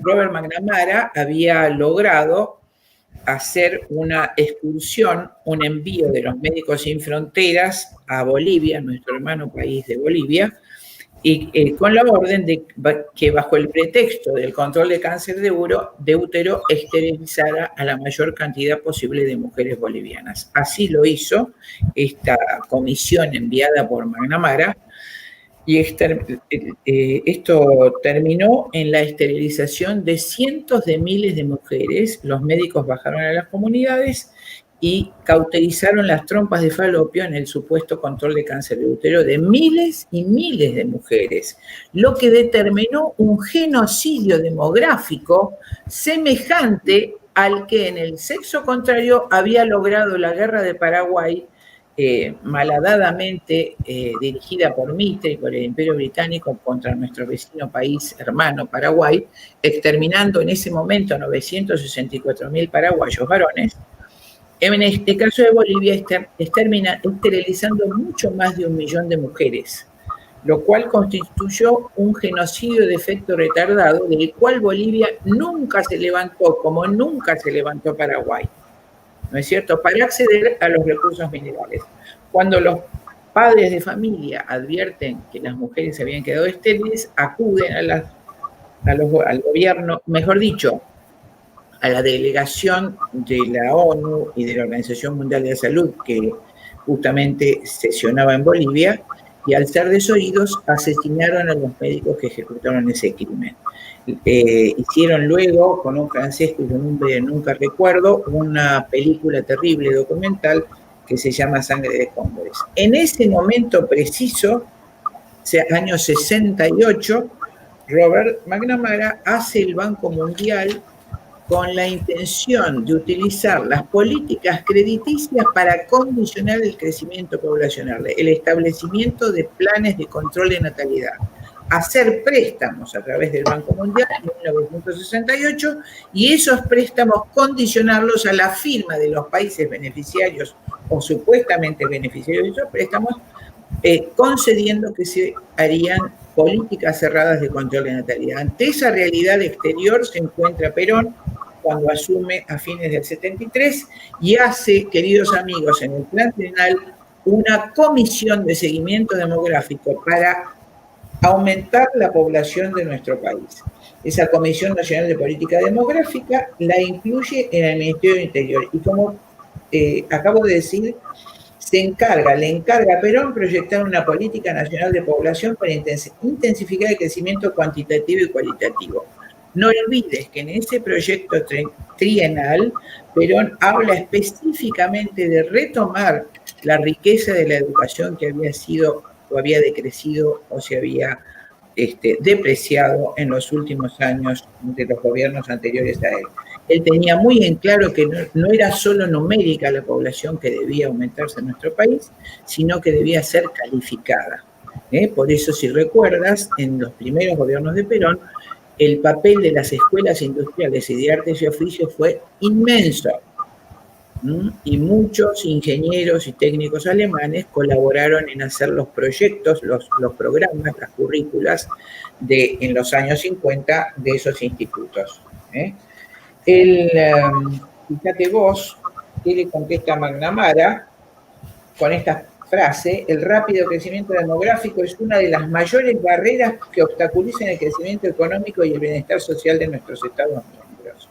Esto lo dice McNamara el 30 de septiembre de 68 al asumir la presidencia del Banco Mundial, que va a trabajar hasta el año 81, después de la muerte de Perón. Por supuesto, las agencias encargadas de, como me han escuchado en otras charlas, de todas ellas, UNICEF, Organización Mundial de la Salud y el Fondo de Población de Naciones Unidas, también creado por Rockefeller, son las que juegan un papel terrible en la promoción de las políticas de control de natalidad. Lo más importante de esta gestión, queridos amigos, para no abundar en palabras inútiles, es que en este momento se celebra, por voluntad de Rockefeller, la primera conferencia de población y desarrollo que se hace en Bucarest. Entonces, ¿qué finalidad tienen tanto la creación del Fondo de Población de Naciones Unidas como estas conferencias que se van a realizar cada 10 años? Tienen la finalidad de globalizar el aborto, imponer el aborto legal en todos los países dominados a través del mecanismo de deuda, de endeudamiento que pergeñó perfectamente Robert McNamara y que ya existía antes de él a partir del Fondo Monetario Internacional después de la Segunda Guerra, ¿no es cierto? Que vale la pena también mencionar, si tenemos tiempo, la opinión de Perón respecto al endeudamiento externo. Pero, volviendo a este momento, celebran entonces, Rockefeller hace el Fondo de Población de Naciones Unidas y va a generar cada 10 años las conferencias de población y desarrollo. Esta se hace en 1974, a principios del 74, los delegados son presionados terriblemente el año anterior en Nueva York, quien ha estado, como muchos de nosotros allí, sabe perfectamente la presión terrible que hacen sobre los delegados para obligarnos a aceptar términos que son impuestos por ellos. Por ejemplo, aceptar el término salud reproductiva, que incluye en los documentos que se firman aborto, control de natalidad y aborto, y reparto de anticonceptivos. Es decir, entonces, servicios de salud para niños y adolescentes implica aborto para niños y adolescentes. Toda esa presión se ejerce antes de la población y en ese momento tenían todas las de ganar aparentemente. Se celebra entonces en Bucarest esa primera conferencia y es allí donde el delegado, el embajador de Perón, que fue, si recuerdan, Julio Belarmino, no sé, yo tenía anotada acá, me encantan las palabras que utilizó,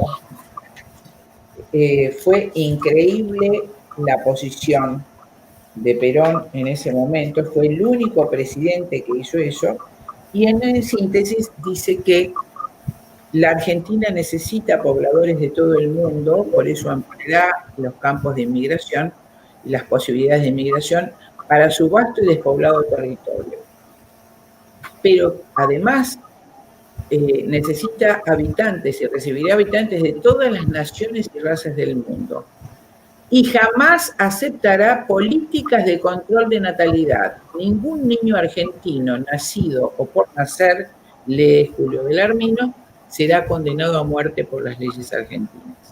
Imagínense que cuando el delegado de Perón termina de leer su ponencia, fracasó prácticamente la postura enviada por Washington, ya que se levantó inmediatamente Argelia, la Santa Sede, 27 naciones africanas y toda Sudamérica. Fue un fracaso terrible para Estados Unidos la posición de la Argentina, y por eso Perón fue el blanco de odio de Henry Kissinger. En ese momento, repito, el secretario de Estado del mismo presidente, de Nixon, era Henry Kissinger, y al ver el resultado del fracaso de la conferencia de Bucarest por acción de la República Argentina, eleva aquel famoso informe del que hablé muchas veces, querido Lucas, que se llamó Implicancias del crecimiento poblacional para la seguridad de los Estados Unidos y sus intereses de ultramar, más conocido como Informe Kissinger o Memorándum 200. Este documento Kissinger lo hace en respuesta a la intervención de Perón en el mundo. Y en ese documento, en las primeras páginas, dice: las posiciones como las de Argentina, Argelia y la Santa Sede deben ser inmediatamente neutralizadas. Hay que educar y estimular a los dirigentes. Fíjate vos que hay una respuesta directa y un odio terrible hacia Perón, que lo va a reiterar el mismo Kissinger años después, 11 años después, en 1985, cuando hace el discurso inaugural de la Asamblea Plenaria de la Trilateral Commission, de la Comisión Trilateral. Dice que hay que limitar a la Argentina y que eventualmente hay que libanizarla por todas las intervenciones que ha tenido claramente en contra del Imperio Británico y de los intereses europeos. Arranca su alocución diciendo que ya en 1806, 1807 había repelido las bondades de Inglaterra, la tiranía de Rosas había impedido la libre navegación de los ríos, Hipólito Yrigoyen no había sido consecuente con la embajada de Washington, el cardenal Drago, en fin, empieza a enumerar, pero lo interesante, y por eso lo menciono, dice el mismo Kissinger en 1985, y Perón, que nacionalizó los resortes de la economía. Por eso debimos destruirlo. ¿Te parece? Dice al final, es tristísima esa locución, esa carta, que hemos controlado la situación, que hemos destruido completamente la Argentina. Pero si la Argentina, dice Kissinger, no acepta su papel de exportador de materias primas, debemos proceder a su libanización. Estas son textuales palabras de Henry Kissinger en ese documento, que es la introducción a la Asamblea Plenaria de la Trilateral Commission en 1985. Él, con sus palabras, dice que Perón hizo lo que debe hacer un Estado que quiere crecer y que quiere independizarse de esta esclavitud, que fue nacionalizar los resortes de la economía. Ese mismo Kissinger, años antes, 11 años antes, cuando hace el informe Kissinger, dice que las posiciones de Argentina, Argelia y de Santa Sede deben ser inmediatamente neutralizadas. Fíjate, Lucas, y ojalá nuestros oyentes alcancen a entrever la posición impresionante o el peso impresionante que tuvo la opinión de Perón en el mundo, en una conferencia que era internacional, que movió la posición de la mayoría de los países. Porque te vuelvo a decir, fue el primer presidente y el único argentino que tomó una posición totalmente definida y determinante en la política demográfica. No solo allí, no quiero, te vuelvo a decir, ser pesado con este tema, sino que en los años 50, cuando él escribe su libro, La Argentina Libre y Soberana, funda, además del plan quinquenal, el Instituto Argentino de Promoción de Intercambio, y a las 20 verdades justicialistas de la tercera nacionalización de los principales servicios de la obra pública, agrega junto con los derechos del trabajador y la ancianidad, la protección de la vida dentro del ámbito de la salud pública. En ese rubro plantea la creación de centros materno-infantiles que están diseminados por todo el territorio como la máxima garantía de protección para el ser que llegará. ¿Escuchaste las palabras? La máxima garantía de protección para el ser que llegará. Ni siquiera dudas sobre las absurdas dudas que plantean los gobernantes actuales, nuestros ridículos representantes, de que si no saben si es vida humana. En ellos se asesora a la futura madre durante la gestación. Esto es comillas, son palabras de Perón. Se la asiste durante el parto y en los primeros meses de crianza.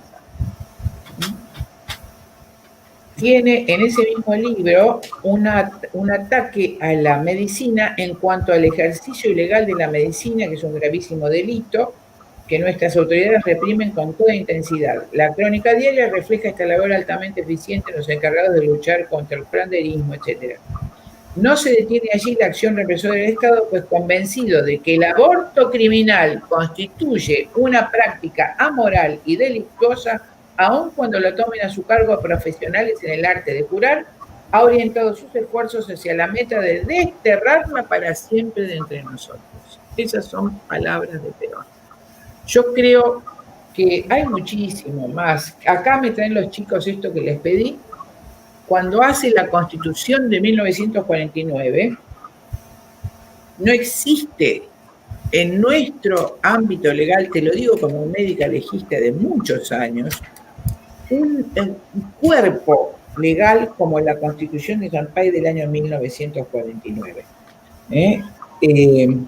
Por supuesto, más allá de esto, el preámbulo propone una patria socialmente justa, aspiración que se plasmó en el capítulo 2 de la primera parte, derechos del trabajador y de la familia, de la ancianidad, de la educación y de la cultura. Por supuesto, acá tengo el análisis capítulo por capítulo, pero entre los derechos del trabajador, la familia es mencionada en el ítem de derecho al bienestar, que incluye tener vivienda, implementar, gozar mesuradamente de expansiones materiales y espirituales y elevar el nivel de vida. Más específicamente está el derecho a la protección de la familia. En este párrafo les voy a citar: la protección de la familia responde a un natural designio del individuo, desde que en ella generan sus más elevados sentimientos afectivos, y todo empeño tendiente a su bienestar debe ser estimulado y favorecido por la comunidad. Llama la atención, fíjate, la consolidación de principios espirituales y morales que constituyen la esencia de la convivencia social. Es un concepto de alta espiritualidad, no es un concepto materialista, inmanente, pasajero, algo que se hizo para salir del paso. Realmente es haber plasmado una doctrina.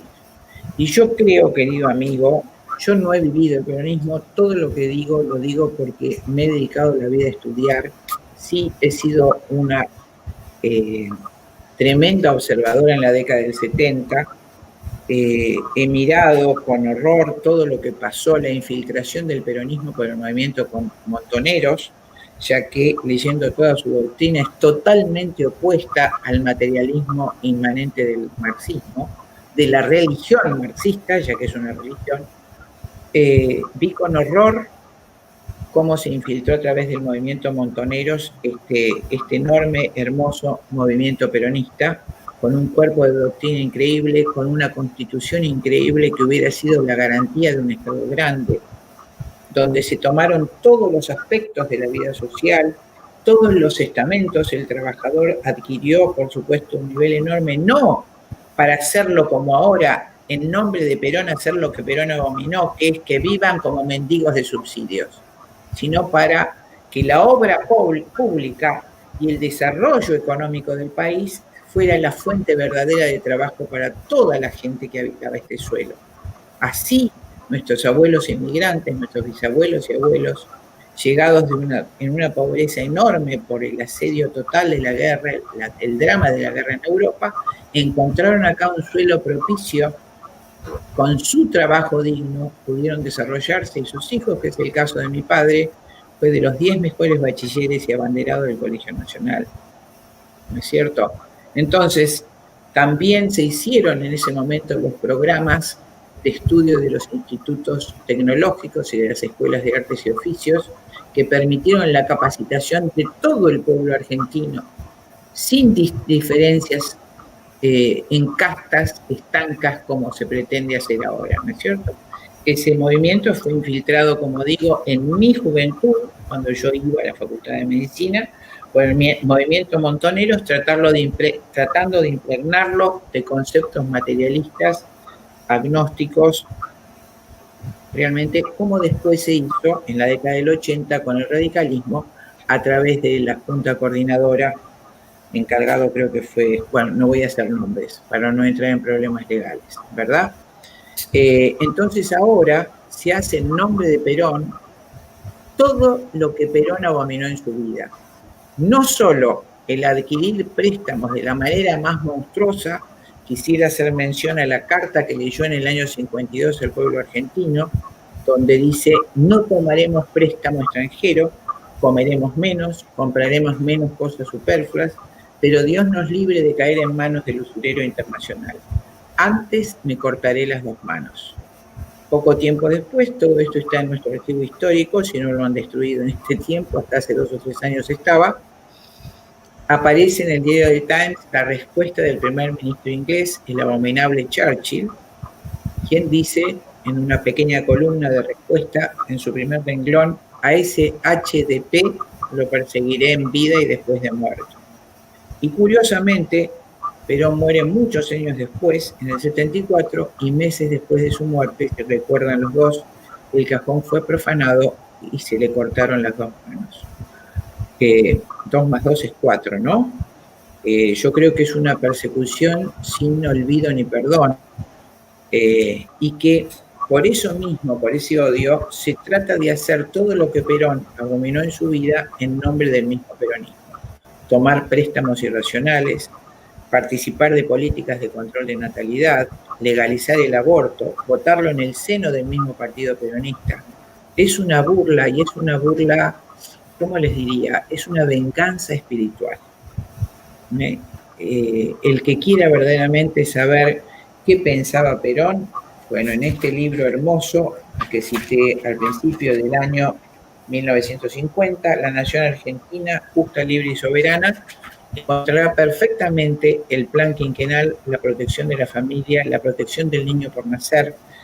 El que quiera estudiar encontrará este instituto que acabo de citar, creado en ese momento, que fue el Instituto Argentino de Promoción de Intercambio. Y, por supuesto, en los años 74, que ustedes me pidieron, la creación de la Comisión Demográfica, por primera y única vez en la historia de la Argentina, dependiente del Ministerio del Interior. No sé si he sido clara en lo que me han preguntado o si queda algo por saber o por abundar. Bueno, Chinda, te agradezco tu exposición.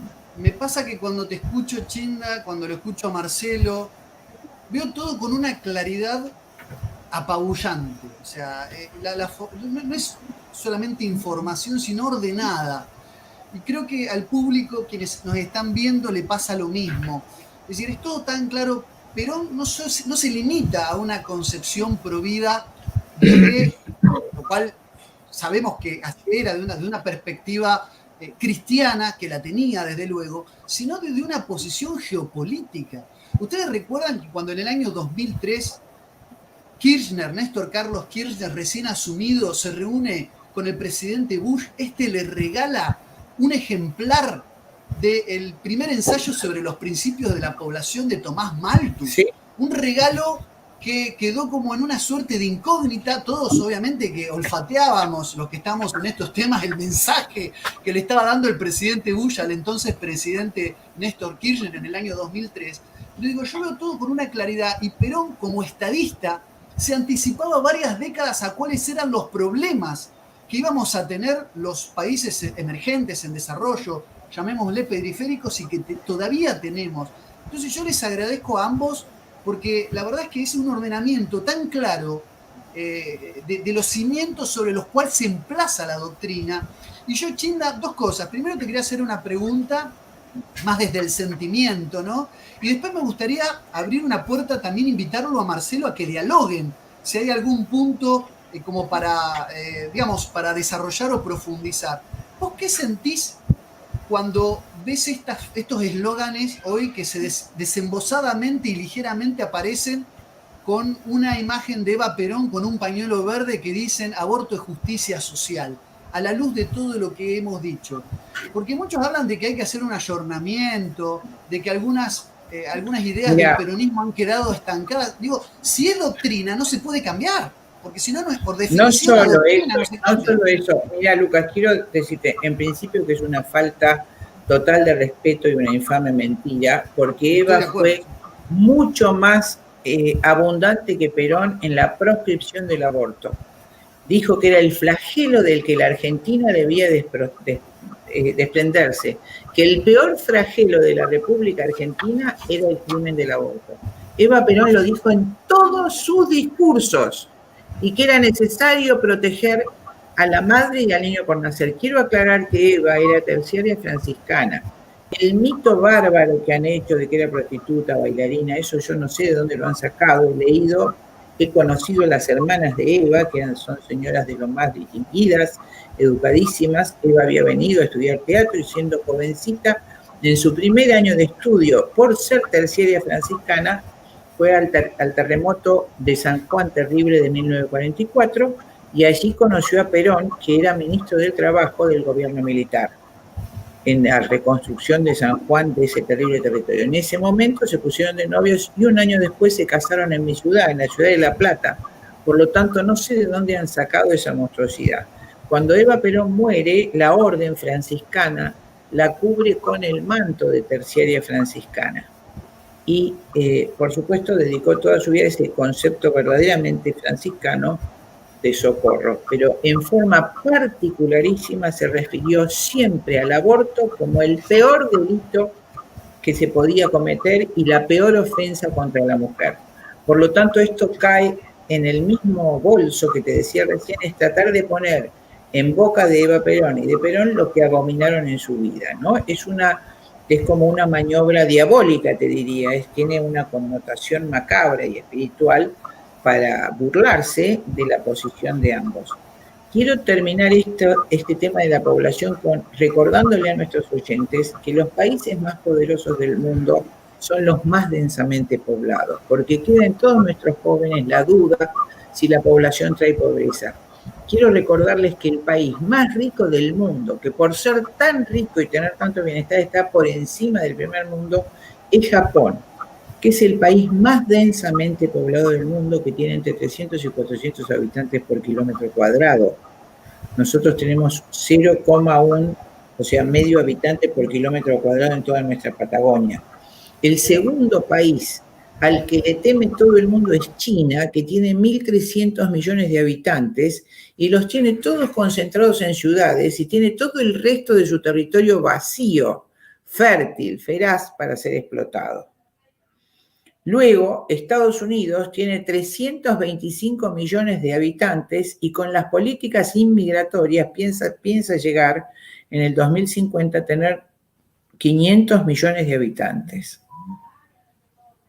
Nosotros, en cambio, con 44 millones estamos a punto de desaparecer, porque hay una desproporción entre el número de habitantes, territorio y riquezas. Entonces, ¿quién genera la riqueza? La persona humana. En cuanto esté educada, cuando se le dé la cultura del trabajo, que esta misma gente, en nombre de Perón, ha tratado de hacer lo inverso, ha sacado la cultura del trabajo, reemplazando por dádivas. Esto empezó con el gobierno de Alfonsín, con el plan PAN, si recuerdan, empezando a dar la caja de pan en lugar de dar trabajo. ¿Y por qué hacen eso? Porque en todos los préstamos que adquirió el país a partir del gobierno militar de Videla y en particular de Alfonsín en adelante, el país se comprometió a bajar la natalidad en todos los aspectos posibles.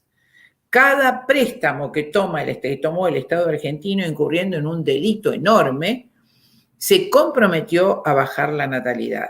Este es el secreto de los préstamos que la Argentina ha tomado. Quiero decirle a nuestros oyentes que los préstamos son ilícitos para el derecho nacional e internacional, que así lo sancionó el juez Ballesteros en el año 2003 ante la presentación de Alejandro Olmos sobre la ilegitimidad e ilegalidad de la deuda externa argentina, que fue el presidente Alfonsín el que reconoció como primer presidente democrático la legitimidad de la deuda, y luego, por supuesto, Kirchner y su mujer dijeron, ambos, no cuestionaré la legalidad de la deuda, porque todos se ven interesados en mantener esa deuda. Esa deuda nunca prescribió. El juez Ballesteros en el año 2003 dijo que es cierto que era ilegítima, pero que había prescripto. Alejandro Olmos murió de un infarto y su hijo Alejandro Olmos Gaona presentó un recurso que se llama delito de ejecución continuada, por el cual nunca prescribió, puesto que todos nuestros presidentes malamente, ilícita e ilegítimamente continuaron haciendo la deuda de nuestro país que hoy nos esclaviza. ¿No es cierto? Esa deuda está, todos esos préstamos, como tienen un interés exponencial y es imposible, está hecha para no poder pagarse. Para el gasto público, el gobierno de turno debe tomar un nuevo préstamo y en cada préstamo vuelve a comprometerse a bajar la natalidad. Esa es la realidad de los que nos gobiernan y por eso hacen la promoción del aborto diciendo que es un derecho. Esa imagen de transformar el aborto en derecho nace de la Fundación Rockefeller en el año 1952. Nada más mentiroso, querido Lucas. No hay nada más traumático y humillante para una mujer que por propia voluntad destroce al hijo de sus entrañas o lo envenene con misoprostol. Podrá curar la herida de su cuerpo, pero su alma eternamente, hasta el último día de su vida, clamará por ese hijo que mató. Esa es la verdad. 1952, año en que muere Evita, fíjate sí. Vos, ¿no? Ahí se crea la mentira, coincidentemente. Brillante, la verdad, las exposiciones brillantes. Ahí Jonathan me escribió por el chat privado, me comentaba que están con tormenta, de donde está transmitiendo, está con algunos problemas de conectividad, así que le estoy ayudando un poco a moderar esta charla. Llevamos 1 hora 37 minutos de transmisión. Y me gustaría, si quieren, hacer una suerte de cierre, tanto Marcelo, ¿no? y Chinda, sobre esta temática, una suerte de epílogo, ¿no? De colofón, bueno, dando un cierre a esta tertulia, puede ser dialogando entre ustedes o dando algún mensaje en este día conmemorativo. Recordémoslo, estamos aquí reunidos conmemorando el retorno de Perón a la Argentina. Si te parece, Marcelo, Chinda, les dejo las palabras para que redondeemos una idea final antes de dar por terminada esta reunión en la que estaba convocada el compañero Guillermo Moreno, pero Jonathan Ramos ya lo ha explicado y lo ha dicho en el chat. Bueno, por compromisos asumidos con el canal Crónica se le superponía una parte de la transmisión y bueno, no nos pudo acompañar en esta oportunidad. Así que les dejo la palabra a ustedes como para finalizar esta jornada y después nos despedimos de la gente. No sé quién quiere empezar, Marcelo, Chinda. Marcelo.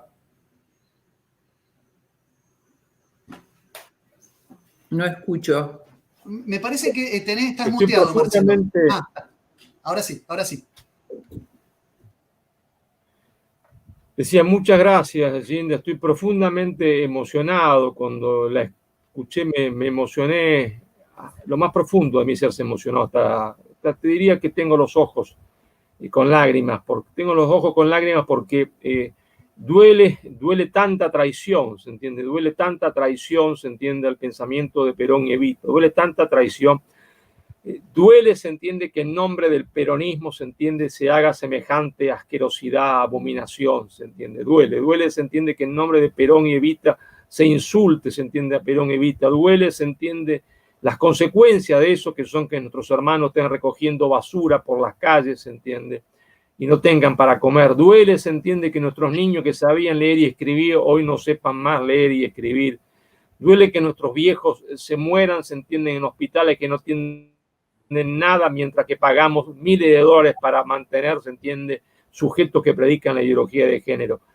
Nos duele todo eso, me duele profundamente, pero porque me duele, debo decir que hoy que conmemoramos el regreso de Perón a su patria y recuerdo a un viejo profesor que me formó, cuando contaba que estaba al lado de su padre y cuando Perón pisó suelo argentino, se le cayó una lágrima y dijo: bienvenido a la patria, general. Si Perón volvió, ¿no es cierto?, nosotros volveremos. El peronismo volverá, la doctrina de Perón volverá. Si Perón volvió después de 18 años de exilio, después de 18 años de calumnia, después de 18 años de persecución, después de 18 años de muerte, ¿se entiende? Nosotros volveremos. El peronismo un día volverá y un día volverá a ser de nuevo esta patria una patria feliz. Muchas gracias a todos. Gracias, querido Marcelo, fue hermoso lo que dijiste. No voy a agregar nada, solamente que quiero llamar a la unidad a todo el pueblo argentino, que realmente si uno quisiera evocar la intencionalidad que tuvo Perón cuando volvió ya cansado y probablemente con el cáncer que lo mató en ciernes, fue la de unificar seguramente el país, porque así lo expresó muchas veces cuando estaba en España, y también a los que vienen rectamente del movimiento de Irigoyen, a todos los que han aplaudido la gesta de Rosas, todos los que han tenido un concepto de nación, en vez de repudiar al peronismo, yo propongo que traten de elevar su alma, ver realmente la verdad de todo esto, ver por qué la Revolución Libertadora se ensañó contra Perón y desde entonces los gobiernos liberales han expoliado a nuestro país de todo su patrimonio, de toda nuestra cultura y han implantado este horror. ¿Por qué han transformado el resto del peronismo en marxismo? Si pudieran ver con grandeza, y todos también los que realmente se dicen seguidores del justicialismo, tratar de ver por arriba de nuestras miserias, vislumbrar una gran unidad que yo sé que era el deseo de Perón y de los grandes patriotas que hemos tenido. Les recuerdo que solo así, quiero a todos los que me escuchen, solo así podemos fundar nuevamente una nación grande por la que dieron la vida tantos argentinos gloriosos que nos preceden. Y quiero recordarles que solo así, levantando nuestras alas, volando por encima de la miseria de las disidencias, atrás de estos grandes ideales de una patria hermosa, con un territorio hermoso, lleno de riquezas, y con ese corazón grande del argentino, capaz de hacer una gauchada desinteresada, les recuerdo las palabras de Marechal para que emprendan ese vuelo con nosotros. Del laberinto solo se sale por arriba. Así tenemos que salir nosotros, queridos amigos. Un abrazo desde La Plata. Gracias, Marcelo. Gracias a vos. Hermosas palabras, ¿no? Qué hermosas palabras. Gracias, Chinda, gracias, Marcelo, por esta jornada. Yo, en lugar de Jonathan, que insisto, con sus problemas de conectividad, me pidió que un poco anfitrione en su lugar, les agradezco profundamente. Ambos citaron, ¿no?, esto de salir por arriba de los laberintos, coincidentemente. Les agradezco mucho haber estado acompañándonos. Les pido a los que nos están viendo que se suscriban al canal. Y también, para resumir, quería despedirme yo de ustedes, a quien estoy muy agradecido por haberme, dado la oportunidad de acompañarlos.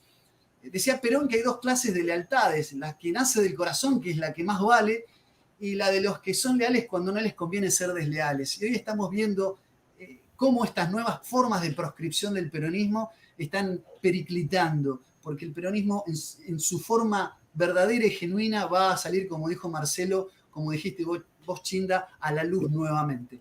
Les agradezco a todos hasta aquí esta jornada patriótica, esta jornada peronista, y le pido a Matías y a Guillermo, que son los que están esperando, que están, digamos, haciendo un poco las veces de operadores técnicos, que nos indiquen después, digamos, detrás de cámara cómo seguimos. Muchas gracias a todos por acompañarnos hoy. Suscríbanse al canal de Jonathan Ramos, que hay un montón de debates sobre filosofía, teología, filosofía tomista. Son muy interesantes. El otro día compartimos una charla junto a Ricardo Poviersin sobre posmodernidad y demás. Así que está muy bueno. Les agradezco a todos por estar. Será seguramente hasta un próximo encuentro. Muchas, pero muchas gracias. Gracias. Gracias a todos. Gracias.